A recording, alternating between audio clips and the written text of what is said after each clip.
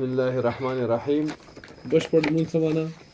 یعنې دا چې هغه طریقه باندې یا په هغه شکل باندې چې امر سوی ده لمونځ په هغه طریقه وسي. لمونځونه خو مونږ چې په ښه او بد پوه سوي یو کوو یې البته. موضوع لمانځه کې ډېرې خبرې دي چې هغه باندې سړی ځان باید پوه کړي. نو په دغه کتاب کې تاسو ته چې د لمانځه هغه بشپړتیا درښیي. او دویمه خبره ورپسې ده د شروط صلات له کتاب څخه. شروط صلات یو معتبر دینی کتاب ده چې دا تقریبا 200 کاله مخته یو دینی عالم لیکلی و. لمونځ په ماشوم باندې کله چې اووه کلنې نه هغې نه وروسته باید په مازه باندې ودرېږي، لمونځ یې باید زده وي. او 10 کلنۍ کې که چېرته لمونځ ونه کوي نو بیا هغه مشران چې څوک وي په دوره یې پرې وکوي، جبران یې پرې وکوي. صحیح ده؟ نو دا د اولې مخې تشریح یې وه د انور پیغام لخوا. د انور پیغام ګوره په دې اول مخ کې د انور پیغام هم لیکل شوی ده. دا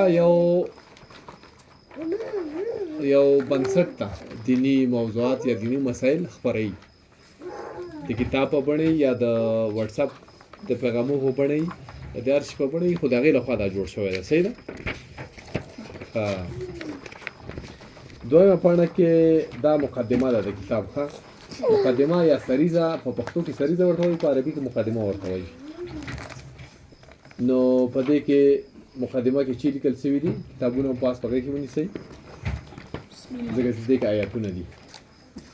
مقدمه کې ګوره، مقدمه یا سریزه کې هغه د کتاب اړوند څه شی معلومات دي، خلاص معلومات چې دا مثلا څه شي اړوند ده. دې کې هم همدا شی لیکل شوي دي.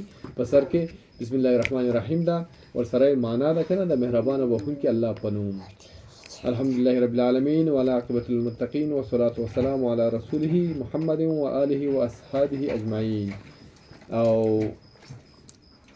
دې معنا چې ده لاندې لیکل شوي ټولې ستاینې او ښه صفتونه الله لره دي، هغه چې د ټولو عالمونو پالونکی دی او ښه پای پرهیزګارانو لره دی. او درود او سلام د هغه په استازي حضرت محمد صلی الله علیه وسلم او د هغه په نږدې خپلوانو او د هغه په ټولو ملګرو باندې. په دې خبره خو پوه شوئ که نو دلته عمومي د کتاب اړوند لیکل شوی ده چې ګلونو ماشومانو لمونځ د مسلمان تر ټولو غوره عبادت دی. په عبادتونو کې لمونځ چې ده غوره عبادت دی. 5 وخته لمونځ فرض که نه؟ مسلمان نور عبادتونه هم شته که نه؟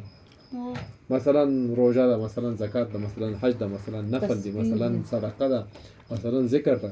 خو تر ټولو غوره عبادت چې ده هغه لمونځ، هغه لمونځ ده. ښه دا د الله سره د خبرو کولو وخت دی. څه معنا؟ موږ په لمانځه درېږو، دا چې څه وایو الله ته وایو که نه، الله سره خپله دا کومې دعاګانې چې دي دغه ټولې الله ته کوو که نه. دا چا سره د خبرو وخت ده؟ د الله سره د خبرو وخت. او هغه ته د نږدې کېدو تر ټولو ښه لاره ده. دې خبرې نه څه مطلب دا چې بله لاره الله سره د اړیکې د نیولو نشته، ذکر او عبادت. او لمونځ ده تر ټولو ښه لاره. که یو څوک غواړي چې الله ته نږدې شي نو لمونځ په طریقه وکړي، یقینا چې هغه سره اړیکه جوړېږي. په دې خبره پوه شوئ؟ په دې رساله کې، رساله چې ته وایي دا کتاب ده، ښه عربي کلمه ده رساله یا دا کتاب یا دا لیکنه کې به تاسو د اوداسه او لمانځه اړینې خبرې او مسایل زده کړئ. اړینې څه معنا؟ ضروري خبرې که نه؟ خبره مسایل زده کړئ چې څنګه پاک شئ. موږ او تاسو باید څنګه پاک شو، څنګه سم لمونځ وکړئ که نه، او څنګه د الله خوښي ترلاسه کړئ. څنګه پاک شئ، څنګه سم لمونځ وکړئ او څنګه د الله خوښي ترلاسه کړئ. دا ډېرې مهمې خبرې دي. او آخر کې راځي چې هره ورځ دا لوستونه زده کړو، بیا ځلې ووایو او الله ته نږدې شو. خوږو او ښاغلو خپلو لمونځونو کې به موږ له دعاو څخه نه هېروئ. د کتاب لیکونکي دا خبره کړې چې کله لمونځونه کول او مسایل زده کړل بیا هغه ته هم دعا کوئ چې یا الله ویې بخښي، یا الله د دې کتاب لیکونکی وبخښي. صحیح ده؟ اوس راځو زموږ اصلي اول درس ته چې هغه چې ده د اوداسه چې په عربي کې ورته وضو وایي وضو واو ضاد واو همزه وضو لنډه پیژندنه اودس څه ته وایي موږ تاسو اودس کوو که نه د اودس څه ته وایي زه به درته وایم اودس د بدن هغه پاکوالی ده تاسو ګوته پرې کېږدئ چې زه وایم هغه پاکوالی ده چې په اوبو سره کېږي اودس ګوره په بل څه سره نه کېږي په اوبو سره کېږي که نه د لمانځه لپاره شرط بیا اودس لمونځ ګوره نه کېږي اودس څه شی ده د لمانځه لپاره شرط او له لمانځه مخکې کېږي داسې نه چې ته یو ځل لمونځ وکړې بیا وروسته اودس وکړې لمانځه نه مخکې به اودس کوې تر څو زموږ ځان د لمانځه لپاره پاک او چمتو شي یعنې اودس د لمانځه لپاره شرط ده صحیح ده او لمانځه نه مخکې کېږي ښه د اودس اودس چا فرض کړی که نه که پوښتنه وسي نو الله بېشکه الله جل جلاله د المائده د سورت په شپږمه ګڼه آیات کې فرمایي المائده یو د قرآن شریف یو سورت ده لکه قل هو الله سي ده که نه ده په شپږم ګڼه آیات کې فرمایي اعوذ بالله من الشیطان الرجیم یا ایها الذین آمنوا اذا قمتم الى الصلاة فاغسلوا وجوهكم وأيديكم إلى المرافق وامسحوا برؤوسكم وأرجلكم إلى الكعبين معنی چیه ده و ای مسلمانانو ای مؤمنانو موږ تاسو ته وایي الله پاک دا موږ تاسو چاته وایي موږ ته وایي که نه ای مؤمنانو کله چې تاسو د لمانځه لپاره پاڅېږئ یعنې کله چې لمونځ ته پاڅېږئ سړی پاڅېږي چې د لمانځه وخت شو که نه پورته کېږئ جګېږئ نو خپل مخونه امر شوی ده خپل مخونه وینځئ لاسونه تر څنګلو پورې وینځئ سر مسح کوي او پښې تر خنګرو یا پړکیو پورې وینځي یعنې د دغه آیات په اساس باندې چې ده اودس فرض ده صحیح ده اوس د اودس د لاندې شکل ته وګورئ که نه اودس ګام په ګام دې کې وګورئ ګوره ګام په ګام یعنې قدم په قدم په دري کې قدم وایي په پښتو کې ګام وایي که نه اول چې کو بسم الله وایو او له ښي اړخ څخه پیل کوو ښي اړخ زموږ چې ده ښی اړخ لکه ښی لاس د دې نه شروع کوو که نه لکه په وینځلو کې نو ورپسې ګوره دا هغه ده د خط علامه ده که نه غشی ده غشی راغلی ده د زړه علامه ده نیت کول په زړه کې باید نیت وکړئ زړه کې د زړه علامه یې ولې ورکړې یعنې نیت کې موږ زړه کوو موږ خو هسې لاسونه وینځو بعض وخت ډوډۍ ته وینځو بل ته وینځو خو کله چې اودس کوو نو په اوداسه کې دا نیت کېږي که نه چې موږ چې کوو زه اوس اودس کوم که نه نیت کې به دا وي چې نیت کوو چې څنګه اودس وکړو ناپاکي رانه جدا سي او مونځ راته راباسي که نه دا یې ساده ده ښه دوه خبره چې ده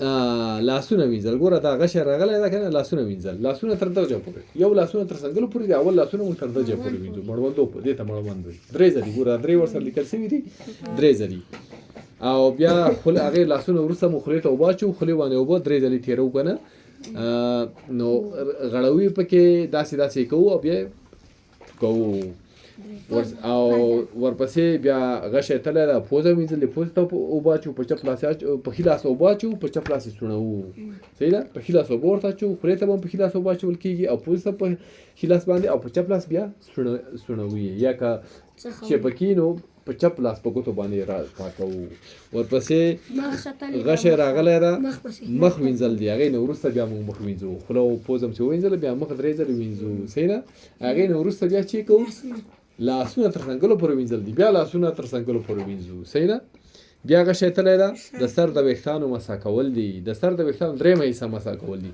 درېیمه حصه دومره حصه هم که ته مسح کړې په یو لاس باندې بس دا فرض ده البته ښه هغې نه وروسته د غوږونو مسح کول دي یو ځل داسې غوږو کې لاس وهو او هغې نه وروسته بیا پښې وینځل دي صحیح ده او په آخر کې شهادتين ویل دي شهادتين چې ته وایي اشهد ان لا اله الا الله واشهد ان محمدا عبده ورسوله ورپسې ګوره درېیمه پاڼه کې څلورمه پاڼه کې که نه د اوداسه فرضونه دي چې اوداسه فرضونه څه معنا لري چې دي اوداسه فرضونه فرض چې ته وایي دا اول تاسو ته تعریف کړی ده موږ وایو دا مونځ فرض ده دا فرض څه معنا حکم یې چې ده ګوره دلته وګورئ ساده پښتو کې لیکلي دي د اودس فرضونه هغه کړنې یا کارونه دي. کړنم کار ته وایي که نه، یا عمل ته وایي. ښه، عمل عربي ده، کړنه پښتو ده او کارم پښتو ده که نه. نو د اودس فرضونه هغه کړنې یا کارونه دي چې که یو له هغو څخه یا یې څه برخه له مینځلو پاتې شي اودس نه کېږي. دغه څلور فرض داسې دي، څلور. که دې نه یو ته ونه کوې یا یې یو څه برخه پرېږدې، مثلا دلته اوس موږ وایو اول مخ وینځل، اول مخ راښه څو دي؟ څلور دي. ولې څلور دي؟ ځکه په آیات کې راغلي څلور دي. موږ چې اول آیات ویل ولسته په هغه کې راغلي څلور دي. صحیح ده؟ اول مخ ده. مخ ګوره د مخ کومه حصه به ته وینځې؟ د سر د ویښتانو د شنه کېدو له ځایه چېرته شنه سوي دي؟ ګوره دلته شنه د دې له ځایه د زنې تر لاندې پورې، زنه د جې پورې. صحیح ده؟ لاندې پورې او د دواړو غوږو تر منځ برخه وګوره، دا غوږ او دا غوږ، دغه مخ، دې ته مخ وایي چې دا دواړو غوږو تر منځ برخه وینځل کېږي. بس دا مخ به ښه 3 دقیقې صحیح وینځي. داسې نه چې خالي د اوبرو ته اوبه واچوي ته جي ته، بس دا جې به ښه داسې سولی ښه به یې صفا کړي. دا د مخ وینځل دي. صحیح ده؟ دا فرض ده. ګوره که یې دې اوس داسې فکر وکوه که لږ داسې تاسو دا سترګې وسولوئ یا دا پوزه وسولوئ که نه، دا جوینه درنه پاتې شي، وچ پاتې شي، مونځ یې نه اودس یې نه کېږي. لږ پاتې شي دا، یعنې مخ به صحیح وینځئ. صحیح ده؟ دومه خبره دواړو لاسونو تر څنګلو پورې وینځل. نه، دواړو لاسونه خو مونږ وینځو تر څنګلو پورې، دا به ښه صفا وي. که څنګله کې مثلا دغه ځای لږ وچ درنه پاتې شي هم مونځ نه کېږي. څنګلو پورې به ښه صحیح وینځئ 3 دقیقې. صحیح ده؟ یعنې لږ ځای هم درنه پاتې داسې نه چې داسې اوبه راواچوئ دې خوا نه درنه وچه پاتې شي او داسې نه کېږي. یعنې څنګل لاسو پورې به ښه صحیح صفا وینځئ. صحیح ده؟ او درېیمه خبره د سر مسه. د سر د څلورمې برخه مسه کول په اوبو لوند لاس پرې تېرول دي. چې دي څلورمه برخه د سر چې ده، دا به څنګه کوې؟ دا مسه کول دي. یعنې اوبو که به موږ لاس لوند کړو که نه، نو وروسته موږ سر باندې مسه کوو. څلورمه حصه ګوره اینطوره حصه هم راځي، بس دومره لږ چې لوند هم سو بس اودس کېږي. صحیح ده؟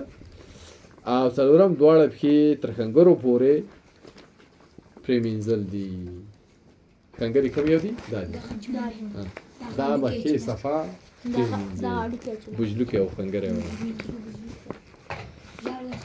ګوره نو زموږ نن درس تر همدې ځایه بس ده. دا درس باید تاسو هره ورځ زده کوئ او ویې وایئ. صحیح ده؟ سبحانك اللهم واشهد ان لا اله الا انت استغفرك واتوب اليك.